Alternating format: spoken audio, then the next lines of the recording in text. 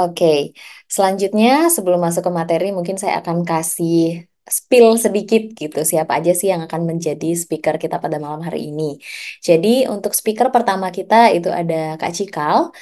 Beliau merupakan CEO dari PT Lerix Karya Nusantara dan saat ini juga sebagai dosen Teknik Komputer Politeknik Pajajaran Bandung dan juga anggota Indonesia Hanin Net Project gitu. Nah, nanti mungkin Kak Cikal juga akan cerita gitu ya terkait dengan pengalaman-pengalaman beliau sebelum mungkin beliau sambil mungkin beliau nanti cerita tentang atau sharing tentang materi yang akan dibawakan. Kemudian selanjutnya speaker kedua gitu ada Kak Maulana Nur Fauzi. Kak Maulana ini merupakan security consultant di Defensor sejak tahun 2021. Dan sebelumnya Kak Maulana ini sudah memiliki pengalaman sebagai network administrator di Berkatsoft juga di tahun 2019 sampai 2021 dan di tahun 2019 beliau juga eh, pernah sebagai Network Operation Center di PT Trans Indonesia Super Corridor. Oke, tanpa berlama-lama lagi, saya akan persilahkan gitu ya untuk speaker pertama kita, Kak Cikal, untuk menyampaikan materinya. Jadi, silahkan Kak Cikal untuk share screen dan menyampaikan materinya.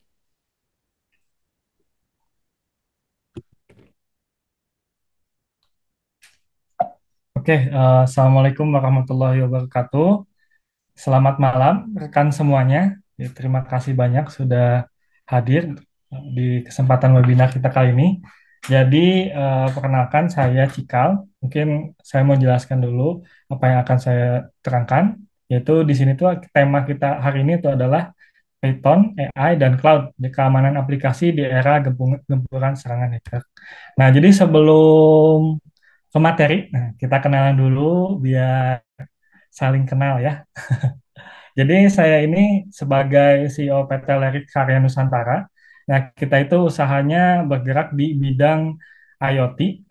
Kalau misalkan di bidang IoT juga, di bidang software juga, dan juga saya sebagai dosen D3 di Teknik Komputer Politeknik Pajajaran Bandung. Dan mungkin di sini juga ada peserta yang dari mahasiswa saya ya. Nah, lalu di sini juga ada saya juga sebagai anggota Indonesia Honeynet Project. Saya juga pengembang aplikasi untuk e-logic ya, untuk BPJS Kesehatan. Jadi untuk baru ini kan sebelumnya mungkin BPJS pernah mengalami musibah. Musibah itu berupa peduli lindunginya kehack. Nah, sejak saat itu sebenarnya BPJS sudah meningkatkan keamanannya juga. Jadi untuk keamanan aplikasi BPJS, insya Allah sekarang sudah sangat aman sekali karena serba di enkripsi gitu. Dan juga meningkatkan juga cyber security-nya sekarang mah punya banyak sih. Lalu saya juga penyedia sistem di Koperasi Karyawan PT Bio Farma. Saya juga bikin untuk aplikasi kayak Tangki gitu ya. Kalau misalkan kalian mau lihat lebih lanjut tentang proyek apa saja yang saya ini kan, saya boleh share screen ya, full saja. Nah ini, nah jadi boleh saya sedikit share. Nah di sini ya.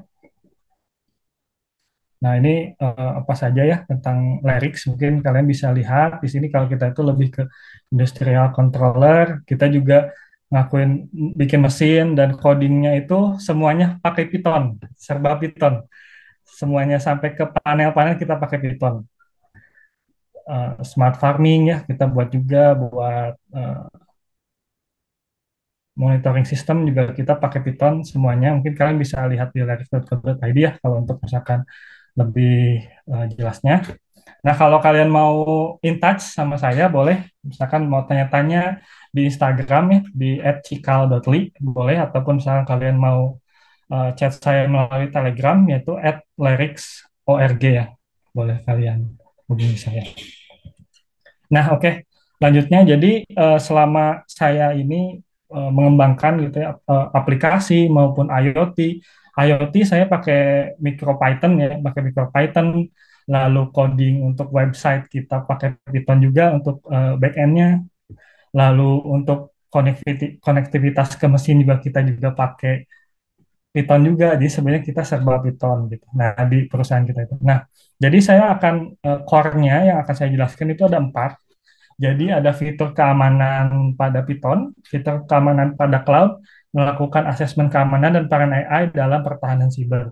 Sebenarnya materi ini tuh eh, saya akan memberikan informasi mungkin hanya basic saja dulu karena eh, terkait dengan waktu yang terbatas dan juga supaya efektif. Tapi seenggaknya kalian bisa memahami kenapa kalian tuh harus ikut Python atau kenapa kalian tuh lebih baik switch ke Python.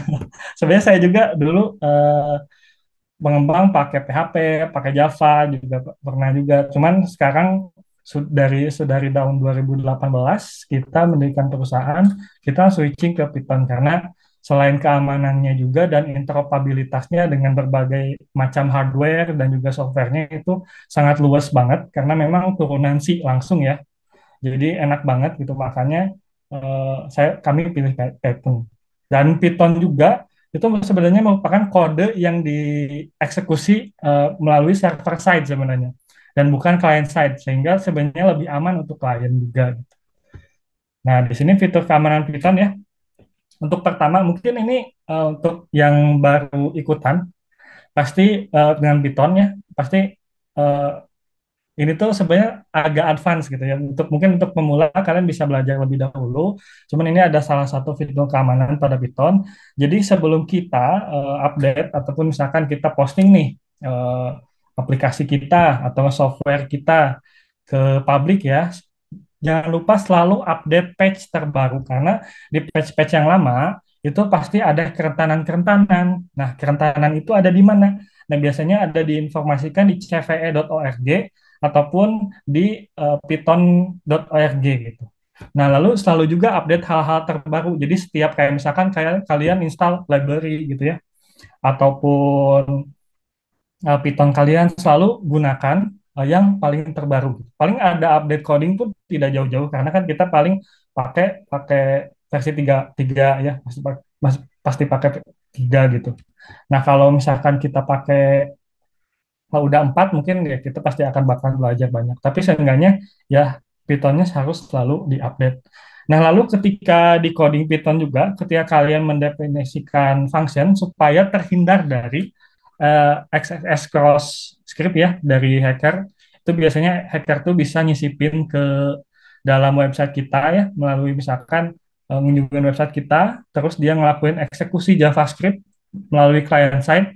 Biasanya hacker itu pakai Ajax atau JavaScript karena sebenarnya JavaScript atau Ajax itu coding yang digunakan atau dieksekusi dari client side gitu sehingga bisa melakukan eh, penarikan database seperti itu. Nah, bisa juga kalian mengubah, nah misalkan ini nih di fungsinya itu ketika mau ditampilkan, nah return, nah di sini kita melakukan sanitize input. Jadi input yang kita berikan itu dilakukan sanitasi, yaitu dengan mengubah, ini contoh kecilnya ya, mungkin masih banyak sekali. Nah, ini kurung buka diganti dengan dan lt titik koma ya, tapi tetap nanti output di HTML-nya tetap sama.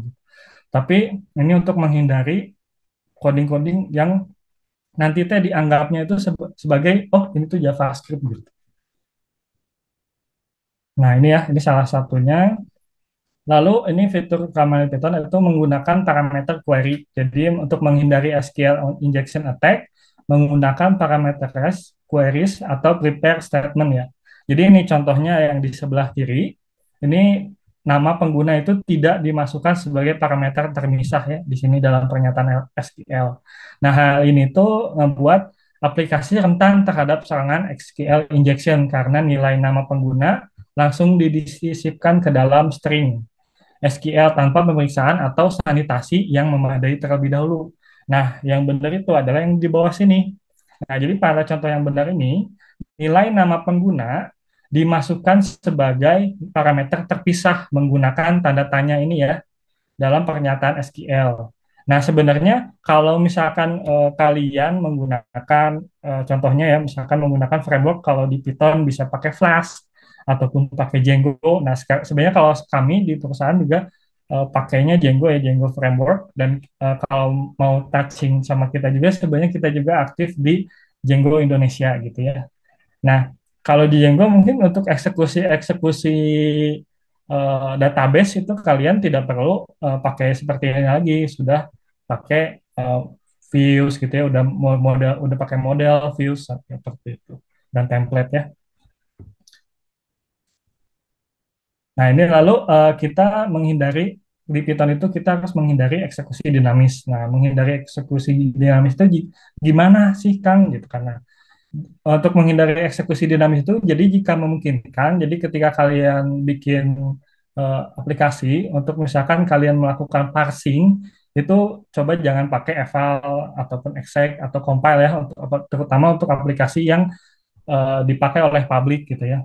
Nah, ini tuh bisa bikin keamanan yang dieksekusi itu jadi gak terduga gitu. Nah, jadi metode yang lebih aman memang pakai library namanya tuh AST literal ini ya.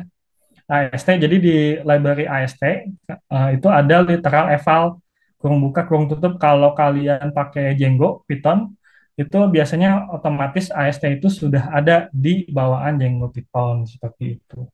Lalu selanjutnya, nah di sini selanjutnya lagi, nah di Python juga sangat safe ya, sangat safety. Mungkin kalian juga nggak pernah dengar ini dari, mungkin ada ya dari PHP ataupun dari JavaScript atau sebagai atau Golang atau lainnya ya, saya kurang begitu kan. Cuman eh, karena ini sudah terbukti, nah jadi kita itu selalu ngakuin juga audit secara berkala. Nah, jadi ini tuh sangat penting banget kalau misalkan kalian nge-publish aplikasi kalian di cloud ataupun misalkan di Play Store, di App Store gitu ya. Nah, kita tuh coba juga pakai pip env check ini ya untuk dasar dulu. Jadi ini tuh adalah sebuah perintah. Nah, pip env check itu adalah sebuah perintah dari pip env yang memeriksa dependensi terhadap masalah keamanan dan konsistensi gitu. Nah, itu tuh nanti di Python tuh ada gitu. Makanya sebenarnya Python ini luar biasa banget gitu. Bahkan saya juga alhamdulillah gitu ya sampai saat ini pakai Python itu selalu aman sentosa, tidak pernah ada masalah bahkan ke aplikasi-aplikasi yang dipakai oleh khalayak orang banyak gitu, seperti ya BPJS gitu ya. Nah, lalu kita juga ada safety ya. Jadi ini adalah alat yang bisa dijalankan dari baris perintah untuk memeriksa dependensi Python Anda terhadap CVE ya, Common Vulnerabilities and Exposure. Bisa dicek di cve.mitre.org ya, bisa di sini. Nah, jadi ini tuh minimalkan pengguna dependensi jadi supaya tetap relevan dan aman pertimbangan dependensi yang dipakai. Jadi kayak dependensi kalau kalian misalkan eh, project Django kalian atau Python kalian itu kalau bisa dependensinya diminimalkan seminimal mungkin, misalkan library yang nggak dipakai di uninstall aja gitu kan. Dan seterusnya. Kalau misalkan di library A itu sudah ada modul untuk memparsing titik koma misalkan, nah, langsung nggak perlu pakai yang khusus parsing titik koma gitu. Jadi pakai satu modul itu aja supaya ya saran saya sepengalaman saya lebih baik memang di diminimalkan gitu, selain hanya eh, menghemat kapasitas juga kecepat menghemat juga processing dari si server juga gitu. Itu bisa lebih cepat juga processingnya. Karena kalau di industri, selain kita itu coding itu canggih, codingnya juga harus relevan, harus juga eh, sesuai dan juga harus efektif gitu. Jadi jangan sampai codingnya tuh panjang banget gitu ya, muter-muter sana sini gitu kan. Dan juga dependensinya nih pakainya banyak banget. Tapi nah itu karena memang apalagi kadang tuh terutama ya yang untuk penggunanya banyak itu delay 1 detik aja itu bisa bikin kita mumet gitu. Makanya coding itu sangat kita minimalkan dan rapih deh banget gitu. Nah, ini selanjutnya ya. Nah, ini contohnya. Jadi kita juga menggunakan kriptografi gitu di setiap aplikasi yang kita gunakan. Di Python itu ada khusus ya kriptografinya juga. Kalian bisa coba pakai. Kalau misalkan mau pakai API bisa pakai REST juga ya. REST framework yang ada di Django. Itu kalian bisa pakai itu juga. Itu gampang banget. Kalian bisa pakai buat API-nya. Cuman kalian mungkin nanti perlu memodifikasi sedikit supaya lebih aman. Nah, ini contoh ya.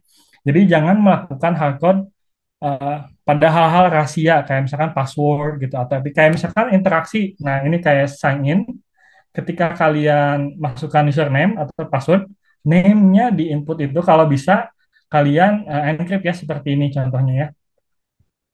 Nah, ini name-nya kita encrypt ya, kita encrypt. Lalu password-nya juga kita encrypt juga gitu, name-nya itu. Nanti tinggal di decrypt di backend gitu, seperti itu. Supaya transaksi kita juga lebih aman dan juga pakai CAPTCHA ya untuk menghindari dari adanya misalkan bot yang untuk nyoba login pakai entah brute force atau apa gitu ya. Tapi memang sebenarnya di Python sendiri sebenarnya ada yang memang sudah bisa langsung mendetek atau ngebaca CAPTCHA dan ngisi sendiri lalu sign in. Nah, itu. Sebenarnya ada juga di Python, tapi kita juga bisa cek apakah itu robot atau tidak dari metadata ketika dia request header di website kita gitu sebenarnya gitu. Nah, ini salah satu contoh. Lalu, nah ini gunakan transmisi data ya dengan aman, melakukan enkripsi pada setiap transaksi data. Nah, setiap transaksi data juga supaya aman gitu ya, supaya nggak kehack ataupun ada MITM ya. Kalau misalkan di dunia hack itu ada man in the middle of attack. Jadi ada orang ketiga yang memantau dari transaksi kalian itu entah kaliannya ceroboh gara-gara ngeklik iklan apa ya iklan judi gitu atau apa ya atau misalnya kalian gara-gara download nah biasanya itu ada spy-nya juga dan mungkin nggak kedetek kalau di Windows biasanya ya. Nah, makanya kita itu juga apa ya namanya sebagai developer juga kalau bisa memang supaya klien nggak kena masalah tersebut, kita ketika kita ngelakuin request request itu kalau bisa memang di encrypt dan enkripsinya saran saya mungkin kalian bisa buat sendiri ataupun mengubah yang ada gitu. Nah, lalu responsnya pun dari server itu karena kan kalau di coding itu kan ada ada request, ada response ya. Itu mungkin hal sederhana yang mungkin kalian juga harus pahami juga. Nah, ketika ngelakuin request payload itu kalau bisa memang di encrypt ya, di encrypt, lalu responsnya juga di encrypt. Dan kalau bisa juga datanya itu jangan dikirim berupa teks tapi kirim berupa konsol log sehingga tidak dapat dideteksi ini tuh hasilnya apa gitu. Karena kalau kalau kalian coba burp suite ataupun hal apapun, misalkan untuk yang ngedetek itu uh, bisa kalau misalkan pakai konsol log itu lebih sulit gitu dibandingkan dengan merendernya langsung gitu. Nah, kalau pakai konsol log langsung di render di teks gitu. Sebenarnya mungkin kayak oh gak ada bedanya kenapa nggak langsung di berupa responsnya berupa teks saja. Tapi sebenarnya memang lebih aman sepengalaman kami seperti ini setelah di assessment oleh orang cyber security-nya langsung. Oke, next. Nah, di sini juga ada fitur keamanan pada cloud ya. Nah, di fitur keamanan pada cloud, ini kita harus melakukan manajemen akses dan autentifikasi ya. Jangan lupa juga melakukan enkripsi data. Lalu di server itu jangan lupa firewall dan jaringan juga keamanannya diaktifkan, firewall diaktifkan setidaknya gitulah ya. Lalu ada pemantauan keamanan dan logging juga. Jadi kadang kok kalau misalkan kita ada punya server, sebenarnya itu sering loh banyak orang yang ngelakuin coba masuk-masuk ke port 22, yaitu port SSH ya. Nah, itu juga mungkin kalau kalian tidak perlu port SSH itu entah mungkin kalian pakai whitelisting ya, whitelisting IP ataupun mungkin lebih baik dinonaktifkan atau ditutup aja gitu. Atau mungkin kalian pakai ketika salah berapa kali gitu dari IP tersebut bisa diblok, tapi udah tetap aja gitu kadang ya. Kalau kalau di blok gitu orang mah kadang pakai VPN atau apa jadi IP-nya bisa berubah-ubah gitu. Jadi memang ini juga sangat penting banget gitu untuk pemantauan keamanan dan logging gitu. Lalu pemulihan bencana dan redundansi, pembaruan keamanan otomatis, yaitu keamanan fisik juga ya. Jadi kalau di dunia hack itu ada namanya tailgate ya. Jadi misalkan kadang ada orang yang tiba-tiba masuk ke ruangan server karena ngikutin kita yang lagi ceroboh atau apa ya. Lalu jangan lupa juga lakuin edukasi dan sertifikasi keamanan. Nah, mungkin kalian bisa lakukan sertifikasi keamanan ini di Defensor ya, yang mungkin nanti akan dijelaskan oleh Kang Maulana. Lalu di sini juga ada kontrol akses dan keamanan layanan. Dan sebenarnya juga untuk server ini, saya sangat menyarankan kalau misalkan kalian memiliki server itu diharapkan jangan yang memunculkan IP publik secara langsung. Contoh ya, ini saya mau berikan sebuah contoh.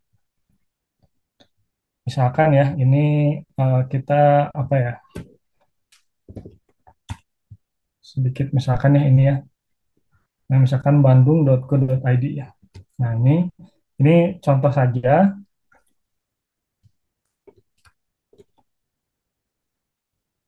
Nah, misalkan kita contoh ya, ketika kita melakukan ping, misalkan ke bandung.go.id. Nah, ini tuh biasanya kalau saya sudah coba cek, ini merupakan IP publiknya secara langsung gitu. Nah, ketika ping ini IP-nya publiknya langsung gitu. Jadi si hacker itu bisa langsung scan and map dulu, mungkin dari nanti kelihatan port yang kebuka mana gitu, ataupun mungkin nanti di sini dia menyisipkan backdoor ataupun dan sebagainya. Nah, sebenarnya saran saya ini tuh dipakai IP mirroring gitu. Jadi contohnya itu yang dilakukan misalkan oleh eh, BPJS ya, BPJS Kesehatan ya, BPJS Kesehatan. Nah, misalkan di Vedika, nah misalkan ya, kalian juga bisa, nah ini juga IP, jadi IP-nya itu ketika yang di ping ke IP Vedika itu berbeda dengan eh, yang sebenarnya gitu. Nah, ini dia memang berbeda gitu. Nah, kalian aja coba aja, kalian coba ping di komputer kalian sama di komputer teman kalian pasti beda gitu IP-nya. Kenapa? Karena IP yang diberikan kepada klien tiap klien itu berbeda dan bukan IP publik langsung dari server gitu. Nah, sebenarnya ini sangat bahaya kalau misalkan IP publik langsung di showingnya di sini gitu. Ini contoh sangat berbahaya. Nah, itu ya. Makanya itu salah satu sebenarnya fitur keamanan di cloud yang memang seharusnya itu diterapkan juga. Oke, next. Oke, nah lalu di sini kita jangan lupa juga untuk sebelum kita publish gitu ya si aplikasi kita itu jangan lupa untuk melakukan asesmen keamanan.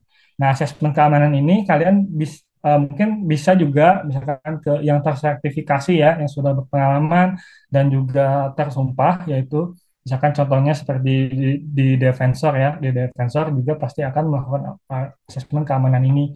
Asesmen keamanan ini tuh sangat penting juga gitu. Nah, ini contoh ya di osp.or.id, oke. Nah, di top ini. Nah, di sini ada kalian bisa lihat ya atau kalian bisa pelajari gitu ya tentang ini gitu ya, mungkin setidaknya gitu ya.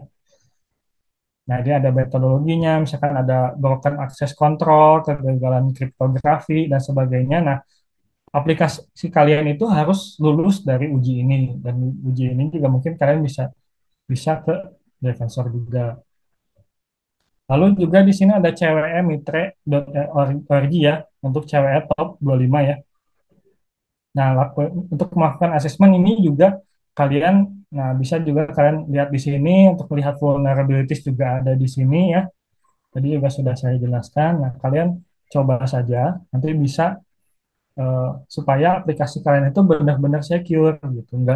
Nggak sembarang kalian misalkan kalian bikin aplikasi posting kalau kadang ya user itu jadi dia tuh uh, mementingkan cuman fiturnya aja, oh fiturnya lengkap gitu, tapi nggak tahu transaksi datanya apakah aman, apakah codingnya itu nggak ngasal ketika misalkan contoh input, uh, biasanya banyak tuh backdoor dari input file ataupun input gambar itu yang di gambarnya itu diubah sedemikian rupa di mana gambarnya itu disisipkan coding backdoor sehingga bisa langsung mengakses ke server gitu ya. Nah, itu juga kadang itu tuh hal sepele kayak gitu, kalian juga harus perhatikan gitu. Jadi ketika kalian deploy, jangan sembarang. Nah, ini lalu peran AI ya. Nah, di sini ada peran AI ya. Ini contoh toolsnya mungkin di luar sana masih banyak lagi gitu ya. Tapi mungkin yang bisa kalian coba itu contohnya itu ada Pentest Tools. Nah, ini untuk melakukan scan vulnerabilities yang ada pada website kalian gitu. Kalian bisa pakai Pentest Tool ini, lalu start scan. Kalau kalian pengen advance lagi, mungkin kalian harus beli ya di Pentest Tools. Nah, di sini juga di sebelah kanan ada Protect AI ya. Di sini ya ada Protect AI. Kalau di Pentest Tools ini kalian bisa silahkan coba ya di Pentest Tools. Nah, di sini ya, nanti kalian misalkan bisa coba website apa saja terserah kalian, misalkan dia bandung.or.id misalkan ya. Nah, bisa like scan ya atau apa tuh. Nah, nanti bisa kalian cobain saja gitu ya di Pentest Tools ini di website-website kalian. Nah, paling segitu ya dari saya. Sekian, oke, terima kasih Kak Gung Sri barangkali dari saya terima kasih banyak. Assalamualaikum warahmatullahi wabarakatuh. Ya, terima Waalaikumsalam. kasih banyak Kak Cikal atas pembawaan materinya. Em, Mungkin kita akan lanjutkan dulu ke materi kedua gitu ya. Nanti sesi tanya jawab akan ada di akhir teman-teman. Tapi kalau teman-teman misalnya sudah ada pertanyaan, silahkan untuk diketik di kolom chat. Dan saya ingatkan kalau misalnya bertanya teman-teman harap untuk dituliskan juga kepada siapa pertanyaan ini ditujukan gitu. Apakah kepada Kak Cikal ataukah kepada Kak Maulana. Jadi kalau teman-teman takut lupa nanti pertanyaannya silahkan langsung ditulis saja di kolom chat. Nanti kita bahas bareng-bareng di sesi tanya jawab. Selanjutnya saya persilahkan Kak Maulana untuk menyampaikan materinya. Silahkan Kak. Iya, terima kasih Kak Gung Sri. Izin saya share ya. Sudah terlihat ya? Iya. Oke, jadi materi yang saya bawakan kali ini itu judulnya API Security Protecting Your Endpoints. Jadi di sini saya akan membahas lebih deep dari yang dibahas sama Kak Cika tadi, yang di bagian assessment security-nya. Nah, tapi ini kita itu dari sudut pandang si attacker, si penyerangnya kayak gitu. Gimana sih kita tuh biar bisa nembus API kayak gitu. Oke, jadi yang pertama siapa sih Maulana tuh gitu kan? Oke, jadi nama saya Maulana Nur Fauzi. Saat ini saya kerja sebagai security consultant di Defensor. Sebelumnya juga saya pernah kerja sebagai network administrator selama kurang lebih 1 tahun. Lalu saya di Defensor itu semenjak dari 2021 sampai sekarang. Baik, lanjut. Pertanyaannya, apa sih API itu gitu kan? Apakah API kayak ya API gitu atau API itu ada singkatannya atau enggak kayak gitu kan? Nah, jadi API itu singkatan dari Application Programming Interface. Nah, jadi kalau misalnya teman-teman itu pernah pakai ojek online kayak gitu kan. Nah, itu kan apa ya? Ketika kita pesan ojek online itu kan kita ada mapnya juga ya. Nah, itu mapnya tuh gimana sih kok bisa real time kayak gitu? Nah, terus misalnya ketika kita check out di e-commerce kayak gitu misalnya. Nah, itu kita kan mau beli barang ya. Nah, terus itu kok pembayarannya bisa sih kita transfer lewat virtual account kayak gitu. Nah, itu tuh yang ngehubungin apa sih? Nah, semua itu yang ngehubungin adalah API-nya. Nah, jadi API itu bisa ngehubungin mulai dari microservice, web app, mobile app, public API, internal API itu dihubunginnya lewat API ini seperti itu. Jadi simpelnya API itu yang ngehubungin eh, aplikasi-aplikasi yang terpisah itu agar kita bisa saling berkomunikasi satu sama lain terhadap aplikasi yang terpisah itu. Seperti itu kurang lebihnya. Secara sederhananya seperti itu.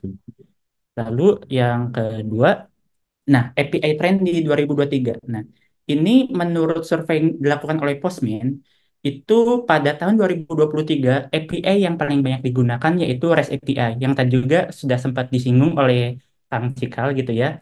REST API itu paling banyak digunakan oleh para developer. Nah, di sini dari survei yang dilakukan oleh Postman, sekitar 90% dari developer itu pernah menggunakan REST API. Selanjutnya, disusul oleh Webhooks, GraphQL, Swap, WebSocket, dan sebagainya. Nah, yang akan kita bahas pada malam ini, kita fokuskan di REST API dan juga sedikit membahas di GraphQL. Karena REST API itu populer banget gitu kan, sampai 90% gitu. Dari survei yang dilakukan oleh Postman, seperti itu. Nah, selanjutnya, gimana sih contoh dari REST API itu? Nah, jadi contoh dari REST API, ini yang di atas, teman-teman. Nah, jadi kalau misalnya kita ini pakai get method gitu ya, get method, terus ini ada endpoint itu slash res, slash parameter, slash kode post, v2, slash 12930. Nah, ketika kita ngehit API-nya itu dengan get method, maka si API-nya itu akan memunculkan data yang telah di set sebelumnya, seperti itu. Nah, di sini kita meminta data terkait kode post 12930. Nah, data tersebut akan ditampilkan seperti itu karena kan kita mintanya pakai get method ya.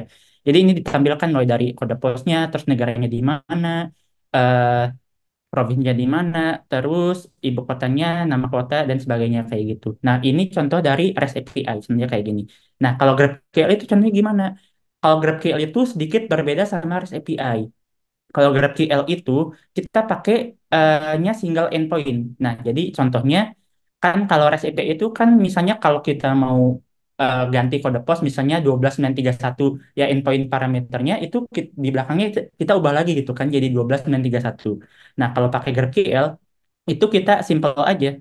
Cuman ada satu endpoint. Jadi misalnya slash API slash GraphQL. Udah gitu doang. Nah, tapi yang membedakan apa? Nah, jadi si GraphQL itu dia pakai query. Nah, jadi apapun yang mau kita lakukan di single endpoint tersebut, kita pakai query. Misalnya di sini kita mau nge-queryin jenis badan usahanya. Ya, kita di sini ketik gitu. ID query all jenis badan usaha. Maka nanti si GraphQL ini akan menampilkan eh, badan usahanya. Misalnya ini ada badan usahanya ada dua nih, legal entity sama individual. Seperti itu. Mungkin kita bisa lanjut selanjutnya. Nah, cara identify API itu kayak gimana sih? Nah, yang pertama itu yang tadi eh, kita udah coba juga di REST API, itu lihat dari direktorinya. Nah, biasanya API itu misalnya ada website namanya abc.com kayak gitu. Nah, kalau tandanya itu dia punya API, ketika kita buka abc.com/API dan dia nggak ada authorization-nya, jadi dia langsung ngebuka API-nya kayak tadi, kayak yang di contoh itu. Nah, itu salah satu ciri adanya API di situ. Nah, tapi nggak cuma API doang, misalnya bisa ada REST, misalnya ada parameter dan sebagainya. Lalu subdomain, subdomain juga bisa jadi indikator adanya web API seperti itu. Jadi misalnya si developernya ini nggak mau pakai parameternya di belakang, tapi pengennya di depan kayak gitu. Jadi misalnya API-nya itu api.abc.com kayak gitu misalnya. Dan terusnya juga dari HTTP request dan responnya. Gimana bisa tahunya gitu. Nah, kalau ini sedikit advance gitu ya. Jadi kalau kita pengen tahu HTTP request dan responnya, itu kita harus ngelakuin main in the middle attack terlebih dahulu. Kita kirim eh, request-nya. Nah, nanti bisa kelihatan teman-teman. Nah, misalnya di sini ada cirinya. Kalau API itu biasanya dia pakai parameter di request-nya itu content type-nya application JSON seperti itu. Nah, itu biasanya ciri-ciri dari sebuah API. Tapi kita nggak tahu nih cirinya kayak gimana. Nah, ini content type-nya application JSON atau bisa juga content type-nya itu application/XML seperti itu. Lalu selanjutnya, kenapa sih API itu penting? Harus diamanin gitu. Karena menurut survei yang dilakukan oleh Akamai, Akamai itu software untuk firewall juga, 83% dari internet traffic itu berasalnya dari API. Lalu menurut Gartner, ini lembaga konsultasi di Amerika, pada tahun 2022, API adalah attack vector yang paling sering diserang. Seperti itu. Kenapa paling sering diserang? Ya, karena 83% trafficnya itu dari API, kayak gitu. Dan juga high profile breach. Jadi setiap minggunya itu pasti ada FCI yang ke breach seperti itu. Lalu regulation compliance. Jadi kenapa itu penting? Karena ini juga udah diatur. Misalnya teman-teman itu bikin aplikasi yang berhubungan dengan pembayaran atau jasa keuangan. Nah, kalau di secara internasional itu ada namanya PCI. Kalau untuk standarnya itu untuk kartu kredit lebih tepatnya itu ada PCI DSS. Nah, misalnya teman-teman juga pengen bikin aplikasi itu yang bisa dipakai oleh orang-orang di Eropa. Nah, itu harus comply sama aturan dari GDPR. Jadi kalau mau bikin aplikasi di Eropa harus comply sama aturan GDPR ini. Nah, itulah kenapa API itu harus kita perhatikan security-nya seperti itu. Selanjutnya juga untuk classic cyber attack itu kan panjang ya tipenya ada reconnaissance dulu, weaponize, infiltration, lateral movement, privilege creation, terus baru data breach. Nah kalau EPI itu enggak, kita nemu single endpoint yang kita bisa masukin, udah data breach seperti itu. Nah contohnya untuk classic cyber attack, kita ambil contoh yang terkait email phishing misalnya. Email phishing itu kita harus udah tahu dulu nih siapa yang mau kita targetnya. Nah terus juga email phishing kan itu harus ngeklik link ya. Nah, di dalam link itu mau ada apa gitu? Apakah ada virusnya, ada malware-nya, kayak gitu, atau mau diarahin ke website tertentu kayak gitu. Nah, misalnya si korban udah ngetik itu, nah kita baru bisa masuk. Nah, terus kita lakukan lateral movement, tapi misalnya itu dapatnya user biasa doang nih, bukan yang punya akses tertinggi. Kita harus lakukan privilege escalation dulu. Nah, baru setelah itu kita bisa melakukan bridge. Nah, tapi kalau EPI itu enggak, kita nemu endpoint yang vulnerable, udah langsung bridge seperti itu. Selanjutnya ini eh, tadi juga sempat dibahas oleh Kang Cikal, tapi ini saya lebih bahas ke API-nya seperti itu. Sebenarnya OPS ini ada beberapa, jadi nggak hanya API doang. Yang tadi sempat dicontohkan juga oleh Kak Cikal itu yang OWASP Web Security. Jadi waktu itu setahu saya ada tiga, ada Web Application Security (WSTG), terusnya juga Mobile Application Security (MSTG). Nah, yang terakhir ini ada API security seperti itu. Nah, itu WAF itu sama-sama ngelis top 10 celah keamanan apa aja sih yang paling banyak ditemuin seperti itu. Nah, kalau di API ini yang paling banyak ditemuin itu broken object level authorization. Kalau di web app itu biasanya kita sebutnya IDOR, tapi kalau di API ini kita sebutnya bola. Terus broken authentication, ada yang ketiga itu broken object property level authorization, kemudian ada unrestricted resource consumption, broken function level authorization, SSRF, di website juga ada SSRF, lalu security misconfiguration, terus lack of protection from automated threats, lalu ada improper asset management, lalu yang terakhir itu ada unsafe consumption of API, seperti itu. Nah, terus tools yang biasa saya gunakan tuh apa sih untuk melakukan assessment terhadap API? Jadi yang biasa saya pakai itu, pertama itu ada Postman, ini yang sebelah kiri. Lalu yang kedua itu saya biasanya pakai Burpsuite kayak gitu. Nah, misalnya saya itu dapat bentuk API-nya itu dalam bentuk Postman collection, itu saya masukin dulu ke Postman, diimport dulu si Postman collection-nya. Selanjutnya itu kita proxy-in ke si Burpsuite biar kita bisa analis nih si traffic API-nya seperti itu. Tapi kalau misalnya kita nggak dapet apa-apa gitu, misalnya kita lakukan penetration testingnya secara black box itu, misalnya cuma dikasih kayak tadi doang api.abc.com, ya kita lakukannya langsung pakai Burpsuite aja gitu, kita lakukan intercept-nya pakai Burpsuite. Oke, selanjutnya ini ada study case. Nah, jadi yang pertama ini ada beberapa celah keamanan dalam satu endpoint API. Jadi yang pertama, ini dia si endpoint API-nya itu nggak ada earth limitnya. Itu bahaya. Kenapa? Karena kalau nggak ada rate limitnya, jadi si hacker itu bisa tahu endpoint mana sih yang ada gitu, yang valid. Nah, ternyata di sini semuanya kan ini statusnya 404 not found, berarti itu nggak valid. Dan ini ada dua nih, yang 405 sama 500. Tapi yang 500 itu kan internal server error ya. Nah, jadi tapi di keterangannya ini ada keterangan yang sangat berharga. Dan apa itu? Jadi di sini ada keterangan in get token username. Jadi ini kan endpoint-nya itu slash token ya. Jadi kalau kita mau menggunakan endpoint token ini, yang parameter yang harus kita gunakan adalah data yang diisinya itu ada out, kemudian ada password kredensial, kemudian baru username dan password. Nah, dari data ini si hacker itu kan nggak tahu nih parameternya apa, karena kan cuma tahu endpoint-nya doang. Oh, ada endpoint token, tapi nggak bisa diakses nih, statusnya 500 kayak gitu. Nah, karena pesan error ini emang pesan errornya itu memudahkan untuk si developer. Kalau misalnya ada error, oh ya udah tinggal lihat aja di errornya ada apa. Nah, tapi juga sangat menguntungkan buat si hacker kayak gitu. Jadi kita bisa tahu parameter yang dibutuhkan untuk menggunakan endpoint slash token ini apa aja sih. Yang pertama itu ada out. Outnya ada, terus tadi juga kredensial, lalu kita masukin username password. Dan ini valid, kenapa ya? Karena orang dokumentasinya ada di sini, ada di pesan errornya gitu. Nah, akhirnya ini valid, kita dapat pesan 200 oke. Ini dia untuk si user admin ini dia nge-generate token. Akhirnya kita bisa dapat, udah langsung admin lagi dapatnya. Nah, makanya tadi yang sebelumnya itu kenapa penting? Karena kalau satu endpoint bridge aja itu udah kita bisa langsung dapat akses seperti itu. Beda sama cyber attack yang biasanya yang ribet kayak gitu, banyak tahapannya. Baik, lalu yang kedua ada statistik yang kedua juga. Ini juga sama kayak yang pertama tadi, kita dapatin enumerasi dulu. Ini nggak ada rate limitnya. Jadi kita bisa dapat, oh ada endpoint uptime nih. Nah, ini eh, pakai metode get seperti itu. Nah, di endpoint uptime ini ternyata dia tuh nge-request ke si server internalnya kayak gitu. Server internalnya ini udah nyala berapa lama? Oh, ternyata si servernya itu udah nyala selama 7 jam 53 menit 16 detik.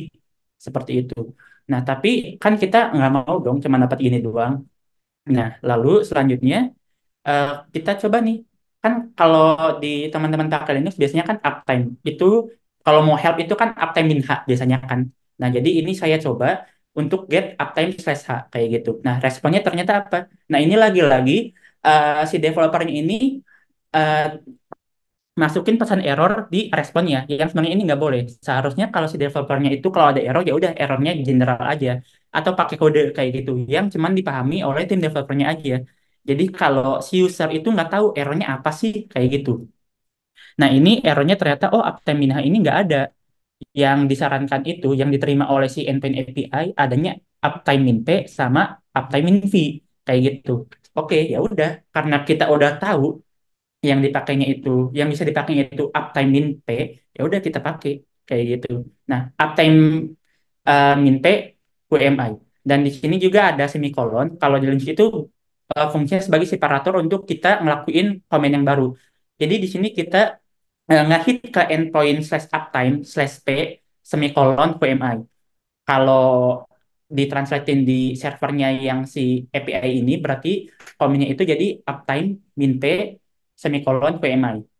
Dan outputnya ini ternyata si servernya itu udah up selama 8 jam 43 menit dan WMA itu user yang digunakannya itu ternyata root seperti itu. Ya udah kalau gini kita mau ngecek apa lagi misalnya etc passwd atau kita mau ngecek konfigurasi lainnya kayak gitu bisa karena ya udah ini dia langsung ngehit ke si servernya langsung. Seharusnya ini nggak boleh kayak gitu. Lalu how to fix-nya. Jadi yang pertama itu ada broken authentication karena dia yang pertama itu bisa ngehit si endpoint token tapi dia nggak ada authentication yang mungkin tadi kita coba mundur dulu sebagai contoh. Nah, di sini biasanya kalau endpoint API yang udah secure itu biasanya ada authentication bearer-nya. Dan biasanya itu dia pakai JWT seperti itu. Nah, tapi kalau di yang slash endpoint token tadi nggak hit, dia langsung kasih pesan error. Nah, jadi makanya kenapa yang pertama itu broken authentication, yang kedua itu broken object property level authorization. Karena eh, dia itu nggak ngelimit sih rate limitnya. Jadi kita bisa ngelakuin enumerasi endpoint mana yang valid seperti itu. Lalu yang ketiga ini ada EPS 9, itu improper inventory management. Kenapa? Karena si endpoint-nya itu ngasih tahu secara detail step-stepnya tuh kayak gimana untuk kita bisa dapetin parameter yang valid untuk si endpoint slash token tersebut seperti itu. Nah, jadi untuk memperbaikinya yang pertama kita tambahin authorization bearer, yang kedua kita terapin rate limit biar si hacker itu nggak bisa ngelakuin enumerasi endpoint. Lalu yang ketiga, untuk pesan errornya ini kita hilangkan aja, seperti yang tadi sudah saya jelaskan sedikit. Itu kalau mau ada error ya udah errornya general aja, nggak usah error secara detail. Kita harus ngapain? Itu justru menguntungkan si developer, menguntungkan si hacker seperti itu. Lalu yang kedua ini ada security misconfiguration. Kenapa security misconfiguration? Ya ngapain juga API bisa langsung hit ke servernya gitu kan? Itu jadi sasaran hacker banget kayak gitu. API langsung hit ke servernya, aksesnya root lagi. Wah, itu bahaya banget sih. Lalu yang kedua juga unsafe consumption of API. Ini mirip juga sama masih berkaitan sama yang seperti misconfiguration. Kenapa sih API kok langsung dikaitin sama servernya secara langsung, aksesnya root lagi? Itu jadi nggak aman penggunaan API-nya. Harusnya API itu hanya digunakan untuk transaksi antar eh, softwarenya doang, antar aplikasi, nggak usah sampai ke servernya langsung seperti itu. Nah, lalu selanjutnya misalnya teman-teman belajar terkait gimana sih ngamanin API kita tuh, tapi misalnya kita nggak ada bahannya nih. Nah, ini kebetulan dari OAPS udah ngasih juga labnya sendiri. Jadi teman-teman bisa clone sendiri di GitHub. Ini ada WAP CR API. Jadi dia itu um, membantu teman-teman untuk memahami API top 10 tadi yang dari WAPS. Nah, ini udah didesain secara vulnerable sendiri sama si WAPS-nya. Seperti itu. Dan juga ini ada study case yang lain dari VAPI, dari Ortus. Nah, jadi teman-teman bisa coba kedua lab ini kalau mau belajar terkait gimana sih caranya untuk mengamankan API kita itu. Seperti itu. Ya, mungkin dari saya cukup sekian, Kak Gunsri.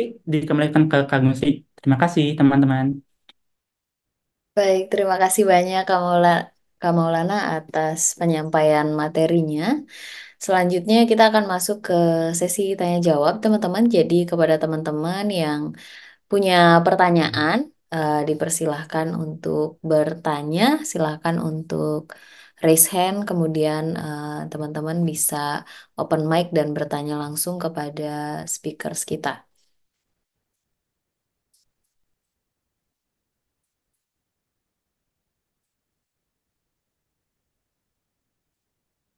Ini ada new message. Silahkan Kak Mirza boleh open mic aja Kak. Halo, Ya, silahkan Kak. ya izin bertanya ya seputar cara pengamanan IP publik tadi ya. Jadi di sini saya sebelumnya mengamankan IP publik saya menggunakan Cloudflare. Nah, kemudian pertanyaan saya apakah menggunakan Cloudflare itu sudah aman dan apakah ada alternatif lain selain menggunakan Cloudflare untuk mengamankan IP publik cloud saya gitu. Mungkin itu pertanyaan dari saya Oke, ini Kak Mirza ke siapa pertanyaannya mau diajukan? ke ini pembicara yang pertama. Ke Kak Cikal ya, silahkan Kak Cikal. Oh ya, siap. Ya baik, terima kasih Kak Mirza sudah bertanya ya. Jadi pertanyaannya itu, jadi biasanya menggunakan IP Cloud dengan Cloudflare ya supaya aman. Ya sebenarnya untuk Cloudflare ini juga sudah cukup aman ya, karena kan Cloudflare juga nawarin berbagai layanan kayak CDN ya atau DDoS dan bahkan SSL gratis dan WAF gitu. Jadi menurut saya sih ini juga sudah cukup aman. Nah, tapi kalau saran saya ada yang lebih aman lagi yaitu menggunakan cloud yang di Google gitu yaitu pakai IP mirroring seperti itu Kak Mirza. Oke, terima kasih tanggapannya Kak Mungkin Kak Maulana Cikal. bisa menambahkan. Iya, Eh, ya, dari saya Kak. setuju sih dengan Kak Cikal. Itu pakai Cloudflare Ya, udah cukup aman. Tapi kalau misalnya itu si eh, di deploy di AWS, kalau nggak salah di AWS juga udah ada security keamanannya sendiri sih. Jadi di Cloudflare udah aman sih. Setuju sama Kang Cikal. Terima kasih. baik, terima kasih Kak Maulana tanggapannya juga. Teman-teman yang lain mungkin ada pertanyaan lagi atau Kak Mirza mungkin masih berlanjut pertanyaannya. Silahkan untuk bertanya lagi. Dan untuk teman-teman yang lain, kalau ada yang ingin bertanya, silahkan tidak usah malu-malu untuk bertanya karena mumpung eh, Kak Cikal dan Kak Maulana ada di sini.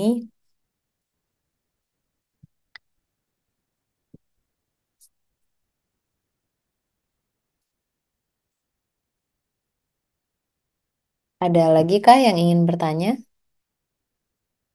Sepertinya materinya lumayan berat bagi teman-teman ya. Jadi pada bingung juga nih mau nanya apa. Aku mau nanya deh, Ya, silakan Kak. sebagai sebagai yang ngajak ngajak Kak Cikal sama sebagai pembicara, kenapa tertarik jadi pembicara di acara ini ya? Maksud tuh saya kan cuma bilang, oh ini Python Python nih mau bahas Python atau Code. Apa sih yang menarik sebagai pembicara untuk sharing gitu di acara tentang Python sama Code gitu? Sebagai CEO atau sebagai apa gitu ya? Oke, Hmm. iya. Eh, Kang Irfan, oke, terima kasih banyak. Jadi tadi kenapa ya mau mengisi pembicara sebagai perwakilan dari Python mungkin ya Kang Irfan. Ya, jadi pertama-tama saya juga sangat berterima kasih banyak gitu kepada Python Indonesia juga sudah sangat membantu sekali. Jadi dari saya pemula itu sampai sekarang ya bisa buat usaha. Dulu saya CTO di Montuh Otomasi Solusi. Cuman setelah saat ini saya merasa bisa mendirikan sendiri, jadi saya mendirikan sendiri. Nah, saya juga eh, mengenal Python itu banyak dari Telegram. Jadi sebenarnya saya juga pengen sharing juga gitu ke teman-teman supaya banyak nih user-user yang pakai atau programmer-programmer yang pakai Python. Karena jujur aja dari saya sendiri pun kalau misalkan sharing lowongan kerja itu memang agak susah gitu untuk yang misalkan memang Python yang bisa kebanyakan pemula dan udah pemula teh udah aja gitu biasanya kan ya terus pindah lagi kebanyakan PHP. Sedangkan kita kan orderan dari otomasi industri itu sangat banyak banget ya. Apalagi kalau misalkan pakai PHP susah itu komunikasinya apakah bisa pakai Modbus atau Fins. Kalau Python itu komunikasi pakai apapun itu bisa dijabanin. Nah, jadi dengan saya senang banget gitu apalagi ada kesempatan ini sehingga banyak yang tertarik pakai Python. Jadi untuk lowongan kerja ini juga bisa terbuka lebih banyak lagi kandidatnya juga dan juga proyeknya mungkin saya bisa lebih nambah banyak karena banyak orang. Berharap banyak senior berarti ya. Berharap banyak senior engineer ya. Oke. Iya, Mantap, mantap. Baik, terima kasih tanggapannya Kak Cikal. Untuk teman-teman yang lain, mungkin kalau juga ingin bertanya, tidak hanya harus terkait dengan materi gitu ya, barangkali mau dapat sharing gitu ya terkait dengan pengalaman Kak Cikal maupun Kak Maulana gitu ya. Kak Maulana sebagai security consultant saat ini dan Kak Cikal sudah sebagai CEO saat ini. Mungkin teman-teman tertarik juga untuk tahu lebih lanjut. Silakan juga boleh bertanya terkait dengan pengalaman pribadi dari kakak-kakak speakers yang ada di sini gitu. Ada pertanyaan lagi kah? Mungkin silakan kalau ada pertanyaan boleh Eh, langsung. Ya, saya boleh bertanya. iya Oke. silakan. Saya mau nanya soal yang Python tadi ya. Eh, di Python tadi kan disuruh meminimalisir pakai dinamis function ya. Itu efeknya kenapa sih dampak di secara security itu? Ketika kita banyak gunain dinamis function gitu sih. Terima kasih, itu aja. Baik, berarti pertanyaan ini untuk Kak Cikal ya Kak ya, Kak Zaki ya? Ya, untuk Ya, Kak Cikal. ya silakan Kak Cikal. oke. Ya, kenapa kita sebenarnya eh, menghindari ya penggunaan eval atau exec ataupun compile yang misalkan tadi ya apa namanya supaya kita menghindari eksekusi dinamis itu ya itu salah satunya itu supaya nanti ketika aplikasi ataupun misalkan software yang kita sudah deploy itu nanti itu sebenarnya dari segi user itu ada memang eksekusi-eksekusi code misalkan contohnya pakai JavaScript yang memang bisa ngakses misalkan contohnya ini untuk web ya nanti kita coba jadi di JavaScript-nya itu di code. Nah, di code itu tuh untuk nge-trigger si eval itu dan meminta data yang mana sebenarnya kita tuh nggak mau tampilin tuh gitu seperti itu. Nah, contohnya itu kayak misalkan nih di kan AST literal eval itu biasanya misalkan nih di ketika kita ngelakuin request pakai Selenium, mungkin pernah nyobain pakai Selenium. Selenium itu sebuah web driver ya, web driver interoperabilitas. Nah, misalkan ketika diakses, kan dia tuh ngeluarin template to text. Nah, ketika ngeluarin template text kan pengen ditampilin ke klien. Nah, biasanya tuh kita tuh pengennya tuh cuman bagian ini aja nih yang ditampilin. Nah, kalau misalkan kita pakai eval, exec, ataupun compile, itu bisa terlihat sama klien yang lainnya gitu, karena dinamis ya, seperti itu. Pengalaman saya seperti itu. Jadi kita memang hindarin, makanya kita pakai AST literal gitu, untuk misalkan nge-parsing data cuman hanya bagian ini aja nih, gitu, kayak gitu. Gitu, Kang Baik, Zaki, gimana? iya, baik Oh, terima oke, oke. kasih Kak Cikal atas tanggapannya. Nah, barangkali Kak Maulana mungkin ada pendapat kah atau mungkin tambahan juga silahkan boleh menambahkan. Ya setuju sama Kang Cikal. Itu biasanya kalau eval function itu biasanya kita celah yang pertama kita notice itu untuk melakukan XSS kayak gitu. Jadi kalau ada eval ya udah kemungkinan besar bisa terjadi XSS. Tapi nggak menutup kemungkinan juga dari hal yang lainnya seperti misalnya penggunaan dependensinya itu vulnerable juga seperti itu. Jadi bukan satu uh, parameter doang yang memungkinkan terjadi XSS. Tapi kalau eval fungsinya itu udah di close, udah diganti, itu kemungkinan kecil terjadi XSS seperti itu. Baik, terima kasih tanggapannya Kak Maulana. Oke, dari teman-teman yang lain ada pertanyaan lagi nggak? Ini sebenarnya waktunya banyak banget loh teman-teman. Jadi teman-teman tuh bahkan bisa ngobrol macam-macam nih kayak sama Kak Maulana dan juga sama eh, Kak Cikal gitu. Oke, ini dari Kak Farid dari Telkom University katanya eh, saat ini Kak Farid sendiri hanya bertanya lewat kolom chat. Pertanyaannya untuk Kak Maulana, apakah jika kita ingin belajar API, contohnya REST, adakah hal yang harus kita kuasai terlebih dahulu sebelum belajar mengenai API-nya?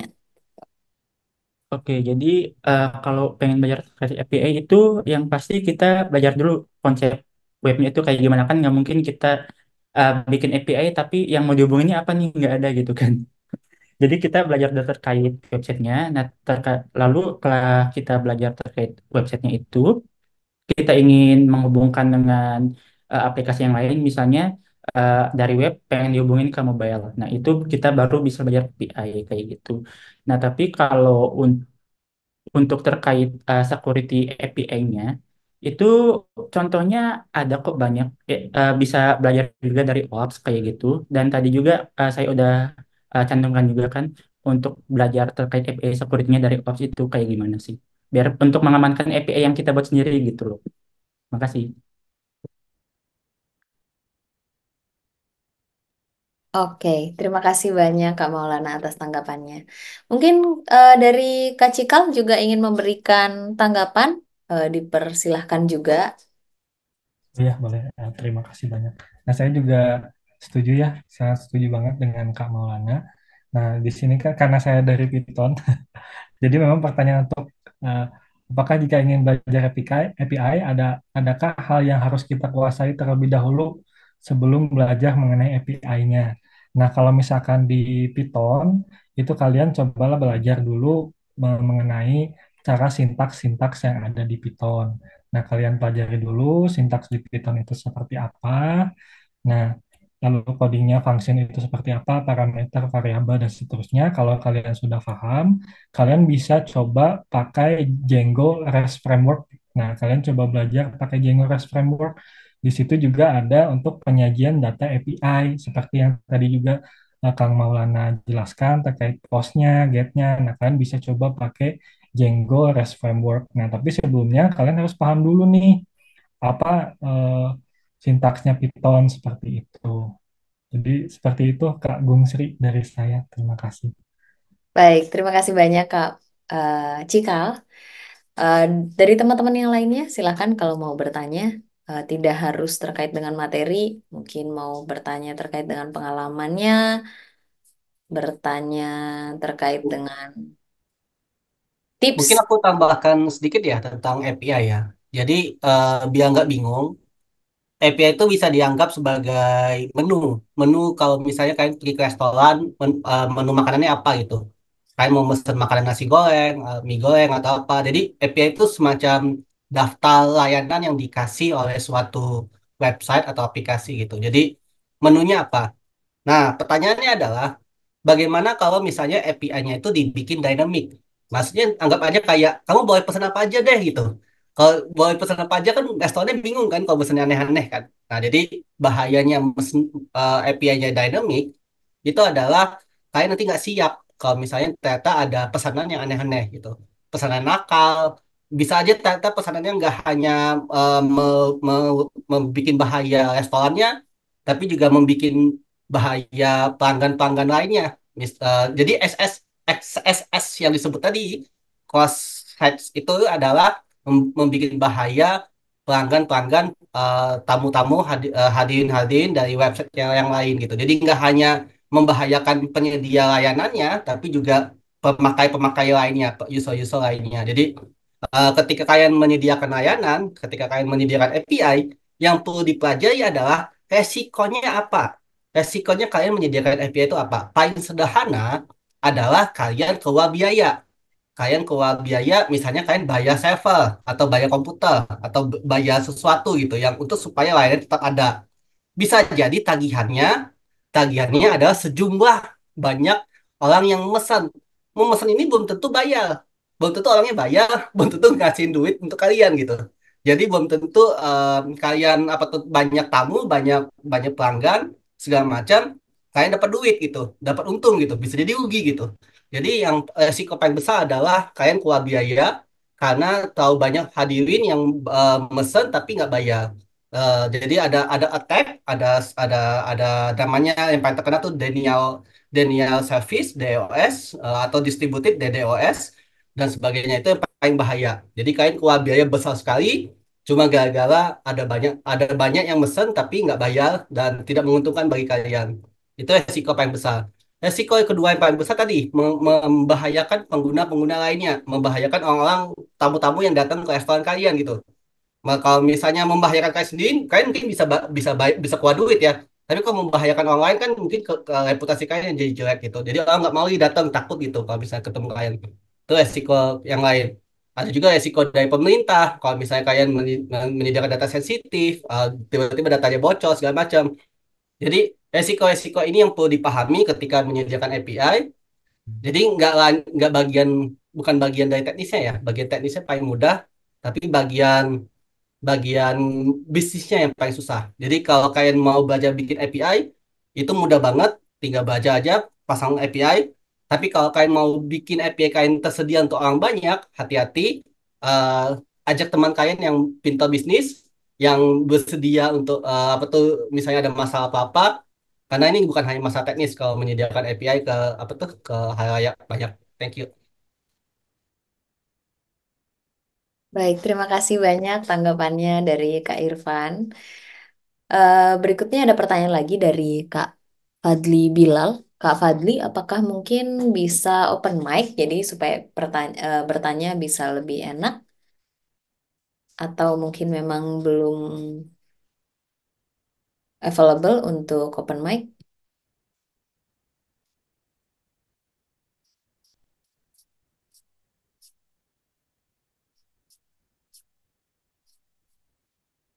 Oke, Halo Kak, permisi. ya, ya silakan Kak.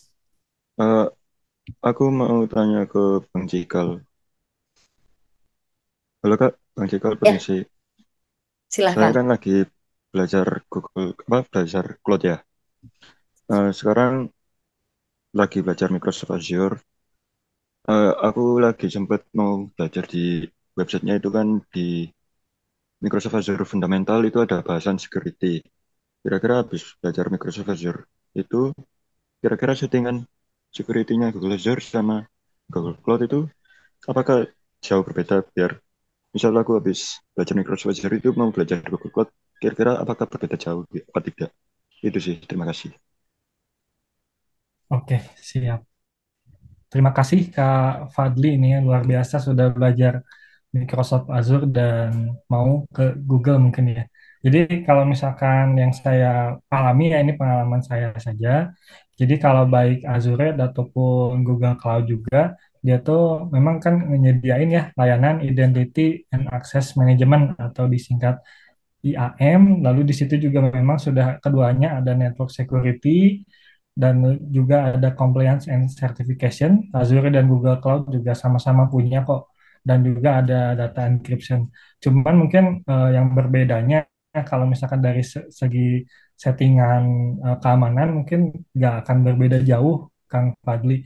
Jadi paling perbedaannya itu jadi eh, meskipun kedua platform tersebut itu menawarkan tools yang serupa, nama, fungsional spesifik, dan antar mukanya pengguna juga bisa aja berbeda. Jadi kalau misalkan di Azure Security, kalau misalkan Kang Fadli pernah lihat itu dia kan menyediakan tampilan keseluruhan keamanan sumber daya ya. Sedangkan di Google Cloud itu ada menggunakan pakai security command center gitu. Nah, kalau saya sebenarnya biasa menggunakan Google Cloud gitu ya, karena memang dari awal juga memang dari kampus juga saya juga kan termasuk sebagai dosen juga, dan di kampus juga memang menggunakan Google Cloud dan memang ada kerjasama juga gitu, dan memang kita memang lebih familiar. Jadi sebenarnya mah kalau dari settingan eh, keamanan memang sebenarnya nggak begitu beda jauh, paling dari segi nama penamaan aja sih Kang Fadli kalau pengalaman saya ya.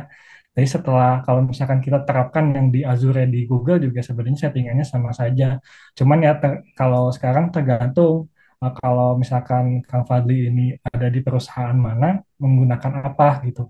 Ataupun Kang Fadli ini sebagai freelancer ya mungkin nanti harus memikirkan dari harga keduanya ya. Misalkan Google Cloud kan dia sebenarnya eh, trialnya lumayan ya, lumayan pricingnya. Jadi eh, kenapa pilih Google Cloud, kenapa pilih Azure, mungkin dari segi bisnis mungkin bisa diperhatikan. Tapi kalau dari segi settingan keamanan sebenarnya nggak begitu beda-beda jauh, Kang Fadli. Kalau dari saya seperti itu, Kang Gu. Oh, terima kasih. Sebelumnya saya masih mahasiswa sih, Bang, karena aku Hmm. dapat beasiswa Microsoft Azure, jadi aku udah harus belajar Azure dulu habis itu. Tapi aku sendiri pengennya ke belajar ke Google Cloud, jadi gitu. Oh, Oh, baiklah. Sama apa? Gak bagus. jauh beda ya. Terima kasih ya, Bang. Oh ya, sama-sama. Kang Fadli di Telkom ya? Enggak, itu saya dari Untak, Universitas Oh, 17 dari. Agustus, Oh, Surabaya. Mantap, mantap, mantap. Ya, terima kasih, Kak. Ya, sama-sama. Nggak ada bedanya kok, Kang Fadli. Mungkin dari segi bisnis kali, dari harga ya. Iya, baik, Kak. oke, terima kasih banyak atas tanggapannya Kak Cikal. Mungkin ada lagi yang ingin bertanya? Oke, ini ada nih pertanyaan dari Kak Davin. Oke, jadi Kak Davin katanya belum bisa open mic, jadi pertanyaannya mungkin di luar materi.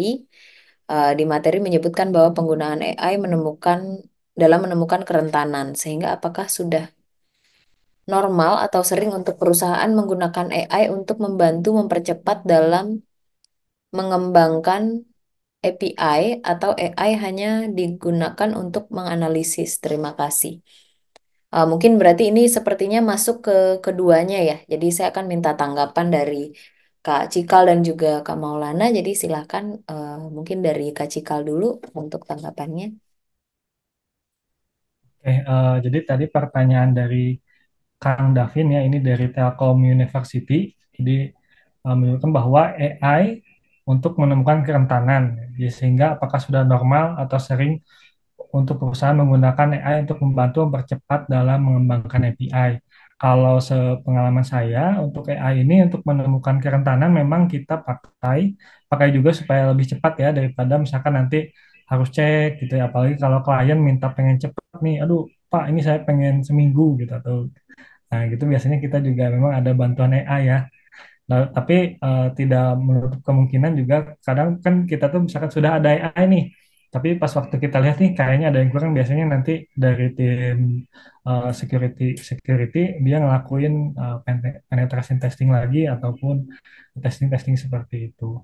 Lalu untuk misalkan itu membantu dan mempercepat dalam mengembangkan AI, maaf, dalam Iya. mengembangkan API ya. Betul, kalau untuk mengembangkan ya, kayaknya AI ini memang sekarang segala bisa dipakai ya, di segala lini termasuk dari API juga, website juga, ataupun coding bikin apapun sekarang sudah AI itu sudah ada supportingnya, jadi eh, udah bisa ngebantu ya untuk saat ini sepengalaman saya seperti itu. Terima kasih. Mungkin Kak Maulana ya mau Oh iya. menambah. Terima kasih Kang Cikal. Jadi kalau misalnya teman-teman pakai ChatGPT, terus juga mungkin udah berlangganan ChatGPT Premium, nah itu teman-teman bisa eh, se- subscribe itu ada yang namanya Pinterest GPT. Nah jadi dia tuh kalau kita masukin prompt, misalnya I want to pentest this website. Nah, jadi dia tuh akan langsung ngasih step by step apa aja sih yang harus kita lakuin. Contohnya pertama, kita lakuin nmap scanning dulu. Nah, terus hasil nmap scanningnya itu kita masukin tuh ke si AI itu. Nah, lalu nanti dia eh, analisa, oh misalnya ini ada port dua-dua yang open. Nah, Jadi apa yang bisa lakukan kita di port 22 itu, di port SSI itu, seperti itu sih. Jadi kalau misalnya teman-teman pakai ChatGPT, bisa dicari eh, masuk ke ChatGPT, terus ke Explore GPT. Nah, nanti tinggal cari aja Pentes GPT kayak gitu. Tapi itu untuk ChatGPT yang udah berbayar ya. Kalau yang belum berbayar, setahu saya belum bisa kayak gitu. Ya, terima kasih. Iya, terima kasih banyak Kak Maulana dan Kak Cikal atas tanggapannya. Selanjutnya mungkin ada pertanyaan lagi, dipersilahkan untuk bertanya, tidak harus berkaitan dengan materi, teman-teman. Jadi mungkin mau nanya pengalaman, nanya tips karir gitu, atau ada yang mau berbisnis. Di sini ada Kak Cikal yang sudah menjadi CEO. Jadi Ya, silakan ya. buat teman-teman bertanya. Mungkin kalau mau Aku bertanya. mau nanya nih ke para pembicara kita, komunitas security di mana ya? Aku tadi dengarnya Cikal Honenet ya, atau apa lagi? Ada yang lain juga nggak? Honenet itu apa sih gitu? Oke, kalau Indonesia Honeynet Project itu memang sebenarnya project kita itu di situ membahas banget Kang Irfan terkait security kerentanan yang ada saat ini currently gitu terbaru, bahkan hasil penetration testing yang belum dimuat di CVE juga kita sudah bahas gitu di Indonesia Honeynet Project. Nah, di Indonesia Honeynet Project mungkin kalian bisa coba ikuti, atau kalian mungkin harus biasanya itu kita eh, kalau saya waktu itu bisa tergabung itu karena saya lulusan isi Council, jadi saya sertifikasi CH dan CHFI juga. Nah, jadi otomatis saya itu ikut tergabung juga. Mungkin Kang Maulana juga mungkin tergabung atau mungkin saya kurang tahu. Saya belum Nah, kan, belum join grupnya. Jadi mungkin step-stepnya gimana tuh, Cak, supaya bisa ikut-ikut gabung komunitas keamanan itu? Mas itu kayak dapat sertifikat ini dulu, dapat sertifikat itu. ya, nah untuk masuk ke Indonesia Honeynet Project, sepengalaman saya itu memang sudah punya dulu sertifikat CH, lalu CHFI, lalu nanti eh, biasanya di penyelenggara CH itu dari isi council yang ada di Indonesia juga sebenarnya termasuk ke Indonesia Honeynet Project. Pak Lukas itu ada Pak Lukas. Nanti biasanya ditawarin kita tuh kalau misalkan memang eh, karena kan memang yang sertifikasi itu sangat banyak dan biasanya memang bukan maksudnya Pak, biasanya Pak Lukas mungkin hanya menawarkan ke beberapa yang dinilai mungkin dapat bisa berkomunikasi gitu atau gimana gitu. Nah, biasanya nanti ditawari gitu, nanti ada biaya administrasi gitu, murah kok, cuman 300.000 selamanya. Jadi Cara dapat sertifikatnya gimana? untuk dapat sertifikatnya, kalian bisa ikut ya banyak banget. Sebenarnya kalau di Indonesia bisa daftar di Coursenet atau di IT Box, banyak juga sih sebenarnya. Atau kalian langsung daftar di easycouncil.org. Nah, mungkin saya sedikit uh, share screen ya. Oke, silahkan Kak. Ya, siap. Nah, ini sedikit nah, kalian bisa di sini ya, di easycouncil.org, dan nanti kalian bisa daftar di sini juga, bisa daftar get training. Ya, kalian bisa di sini. Nah, nanti isi nama kalian ya, nanti submit. Nah, nanti kalian juga bisa dapat sertifikat dari sini. Bisa CH, CHFI ya, nanti tergantung dari kalian maunya sampai mana dulu. Tapi biasanya itu sebelum ke CH kalian harus paham dulu networking, karena kalau misalkan kalian nggak paham CCNA seperti itu biasanya pasti bingung tuh. Masuk ke CH, portnya naon gitu kan, atau ya eh, TCP UDP itu apa dan sebagainya. Nah, mungkin kalian harus belajar dulu dasar dulu dari networking, baru baru ke CH. Nah, biasanya kalau sudah ke CH baru ke CHFI gitu, seperti itu. Kalau saya seperti itu. Nah, biasanya kalian bisa daftar di isi konsilnya langsung, ataupun misalkan kalian bisa ke Coursenet, di sini ya, ke Coursenet juga bisa. Nah, di sini kalian bisa bisa juga sebenarnya banyak ya, ada IT Box. Nah, ada IT Box juga bisa ya di sini. Banyak banget sebenarnya ya yang ada ya, untuk nanti juga sertifikasinya tetap sama, dan juga sertifikasinya juga dapat diverifikasi diisi council gitu sebenarnya. Nah, nanti bisa cek juga eh, apakah sertifikatnya itu legal atau enggak, bisa dicek juga di sini di SC Council seperti itu. Nah, sudah biasanya sudah masuk sini, dan biasanya nanti ada memang ada penyelenggara yang menghubungi gitu. Kalau misalkan nilai nilai ketika kita sertifikasi bagus, nanti diajakin untuk masuk ke grup Indonesia Honeynet Project seperti itu. Nah, biasanya memang di Indonesia Honeynet Project kita bahas keseluruhan. Jadi network juga. Kalau misalkan oh ini Ajax nih lagi jelek gitu kan, lagi banyak kena hack dan seterusnya gitu. Biasanya itu kita bahas juga di grup di situ gitu. Di situ banyak juga senior-seniornya juga. Bahkan sebenarnya Pak Samuel dari Dirjen Kominfo juga sebenarnya satu anggota seperti itu. Baik, Thank you, terima thank kasih you. banyak Kak Cikal atas sharingnya. Em, untuk waktu sebenarnya mungkin sisa sekitar 10 menit lagi. Apakah teman-teman masih ada pertanyaan? Kak, aku mau tanya lagi. Ya, silahkan. Saya mau tanya Kak Maulana masalah API ya.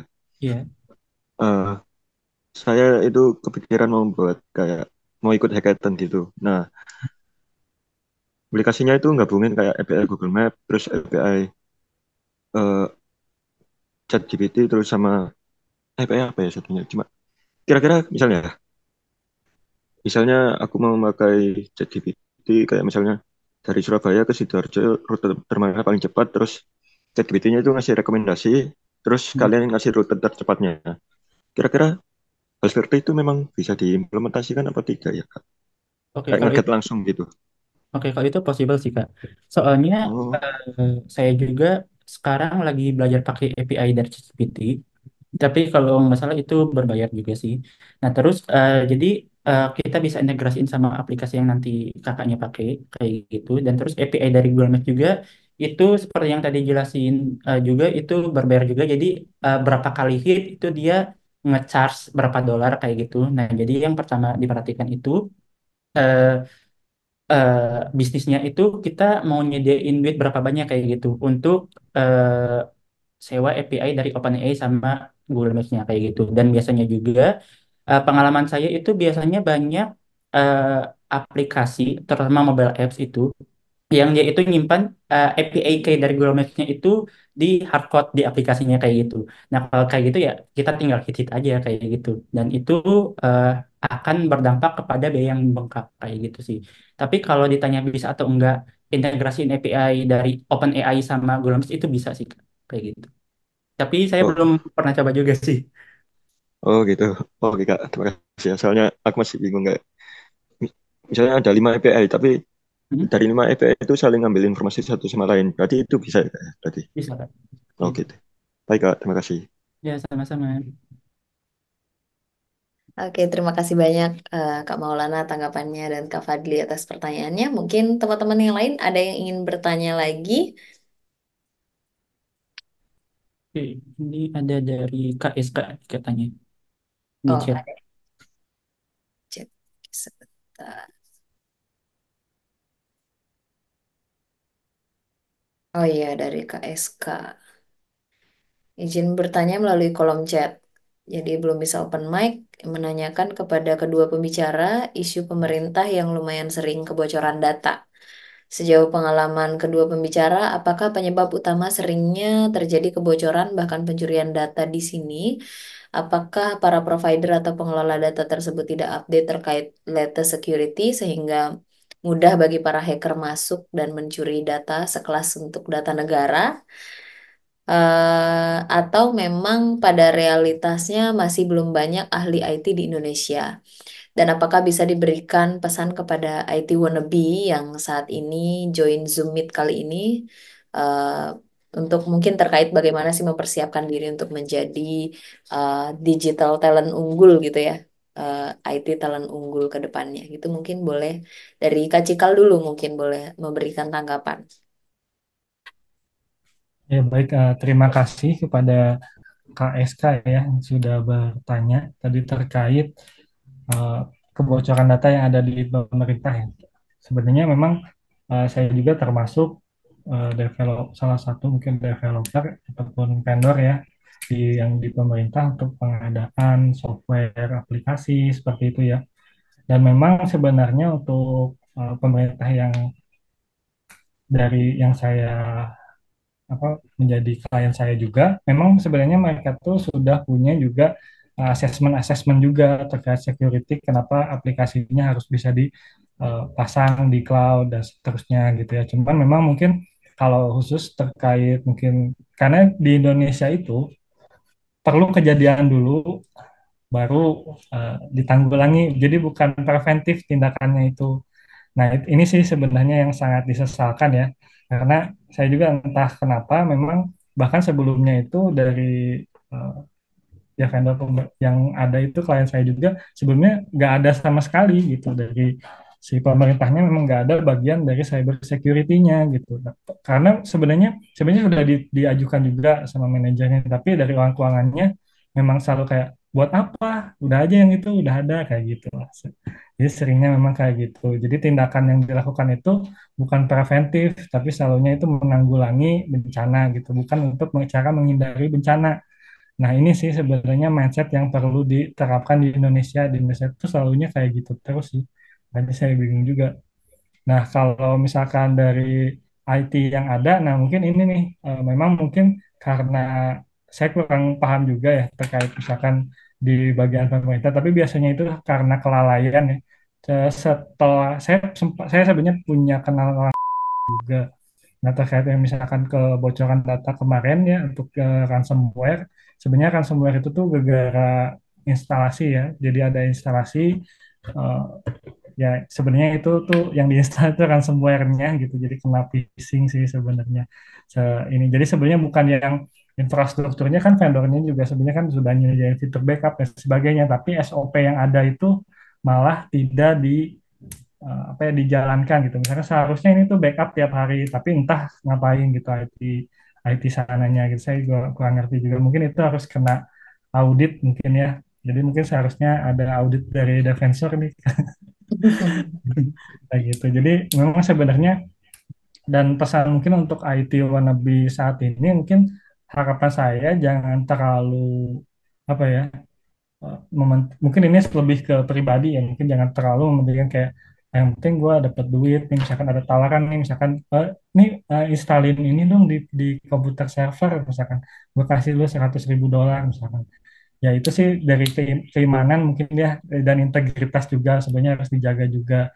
Dan lagian kan sebenarnya di situ sih yang paling penting, SOP-nya memang dijalankan dengan benar, lalu integritas. Sebenarnya nggak sedikit gitu orang-orang di Indonesia tuh pada pintar banget gitu. Cuman ya mungkin yang amanah itu yang sedikitnya agak agak mungkin perlu diperhatikan sekali gitu.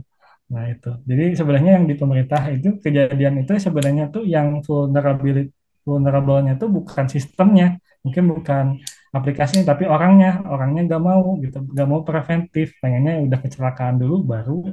Nah itu mungkin nanti dari IT wannabe yang ada di sini, saya harap memang eh, ketika kalian coding ataupun ketika kalian mengadakan infrastruktur IT, apalagi yang memuat data data orang-orang di Indonesia, ya harapannya itu kalian buat seaman mungkin gitu ya, dan kalian konsultasikan juga ke orang yang memang ahlinya, kayak misalkan contohnya di sini ada Kang Maulana di Defensor ya, ataupun misalkan ke kita juga boleh gitu ya. Nah, kalian bisa harus komunikasikan dulu seperti itu. Jadi nggak boleh sembarangan. Padahal kan sebenarnya udah ada UU-nya ya, undang-undangnya. Apalagi sudah ada teledor terkait SOP-nya. Seperti itu sih. Baik. Terima kasih banyak atas tanggapannya Kak Cikal. Kak Maulana, silahkan untuk memberikan tanggapan juga. Iya, jadi yang pertama itu emang benar sih soal anggarannya juga gitu kan. Karena kan nggak bisa dipungkiri untuk tools-tools cyber security itu kan mahal ya, nggak cuman jutaan gitu kan, tapi bisa puluhan sampai ratusan juta gitu kan. Nah, jadi mungkin itu terkait anggarannya. Lalu juga yang kedua itu memang benar terkait manusia-manusianya gitu. Kadang ada orang yang bisa dibilang boomer-boomer kayak gitu ya. Ah, apaan ini? Tinggal klik aja kayak gitu. Kebetulan saya juga pernah ngejalanin email phishing exercise di salah satu perusahaan. Nah, itu cukup banyak yang kenanya. Dan yang kenanya itu yang cukup ironis, kebanyakan nih orang-orang IT-nya justru yang kena klik email phishing-nya. Itu pas saya ngecek, aduh kenapa ini yang kenanya orang IT justru. Justru yang lebih aware itu orang bagian keuangan yang lebih aware. Seperti itu. Jadi kalau eh, balik lagi ke SDM-nya juga, dia tuh mau belajar atau enggak sih kayak gitu kan. Kadang orang ngerasa udah ada di zona nyaman gitu kan. Pikirannya ya udah kerja, udah dapat uang kayak gitu. Oh, itu mah urusan orang lain aja lah gitu kan. Padahal tanggung jawab kita bersama juga kayak gitu kan. Misalnya kita kerja di satu perusahaan gitu. Dan ketika kita ngelakuin sesuatu itu kan bisa berdampak ke yang lain juga kayak gitu kan. Seperti itu. Jadi yang perlu ditanggulangi itu dari SDM-nya dulu kayak gitu. Dan juga untuk IT wannabe itu setuju sama Kang Cikal itu kita belajar juga, tapi jangan cuman terpaku sama tren yang ada sekarang. Misalnya tren yang ada sekarang itu AI, jadi pengen belajar AI terus. Sesuai passion aja kayak gitu. Karena kalau sesuai passion dan kualitas diri kitanya juga bagus, nanti juga akan dapat kok. Jadi nggak usah FOMO gitu istilahnya kayak gitu. Karena dulu juga saya masuk ke dunia security itu ini seperti ngapain sih kayak gitu kan. Tapi karena saya tertarik untuk belajar, belajar dari hack me, dari Hackbox gitu, sedikit-sedikit belajar, terusnya juga ikut hackathon. Alhamdulillah bisa jadi seperti konsultan, seperti itu sih. Jadi intinya mah belajar aja, jangan, dan jangan FOMO kayak gitu sih. Terima kasih. Iya, baik. Terima kasih banyak atas tanggapannya, Kak Cikal dan Kak Maulana. Mungkin dari segi waktu ya kita pas banget saat ini waktunya untuk kita lanjut ke sesi berikutnya, teman-teman. Jadi saya mohon izin teman-teman minta ya minta waktunya teman-teman untuk mengisi feedback form dari ICCOM. Jadi silakan untuk diisi feedback formnya dan nanti kami akan lakukan spinning wheel untuk melihat nanti siapa yang beruntung untuk bisa mendapatkan voucher GoPay sebesar Rp50.000 dari ICCOM. Pemenangnya itu akan ada dua orang, teman-teman. Jadi silakan untuk di-scan sekarang feedback formnya dan silakan diisi. Nanti kita akan spinning wheel sekitar 5 menit lagi, gitu. Sambil menunggu 5 menit, mungkin kalau teman-teman masih ada pertanyaan juga, silahkan boleh sambil diskusi, sambil mengisi formnya juga dipersilahkan. Gitu. Kami tunggu dalam waktu 5 menit ya teman-teman. Jadi kita tunggu sampai 20.45. Silakan untuk diisi.